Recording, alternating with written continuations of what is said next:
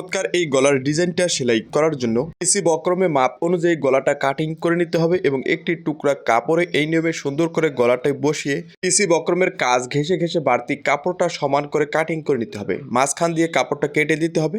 এই পাইপিং দিয়ে গলা সেলাই করার জন্য বডির পার্টের উল্টা দিকটা উপরের দিকে রাখতে হবে এবং টিসি বক্রমটা এই নিয়মে বসিয়ে 100টা পরিমাণ সেলাইয়ের কাপড় ধরে আমাদের টিসি বক্রমের কাপড়টা এখানে আটকে নিতে হবে। একটা সাইড এই নিয়মে আটকে নেওয়ার পর অপর সাইডটি আমাদেরকে একই নিয়মে আটকে নিতে হবে। আবারও টিসি বক্রমের কাজ ঘেঁষে ঘেঁষে আমাদের বাড়তি কাপড়টা সমান করে কাটিং করে নিতে হবে। মাঝখান দিয়ে কেটে দিতে হবে।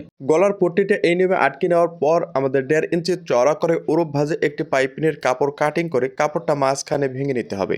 এরপর বডির পার্টের সোজা দিকটা উপরের দিকে রেখে আমাদের 100টা পরিমাণ সেলাইয়ের কাপড় ধরে পাইপিনের কাপড়টা আটকে নিতে হবে। একই নিয়মে অপর সাইডে আমাদের পাইপিনের কাপড়টা আটকে নিতে হবে। এই নিয়মে সুন্দর করে পাইপিনের কাপড়টা আটকে নেওয়ার পর আমাদের এই পাইপিনের কাপড়টা ভেঙে সুন্দর করে পাইপিন বের করে নিতে হবে। তো এই চিকন মোটা আপনার রুচি মতো আপনি বের করে নেবেন। এক সমান চিকন করে আমাদের পাইপিনটা বের করতে হবে। কোথাও মোটা কোথাও চিকন কিন্তু করা যাবে না।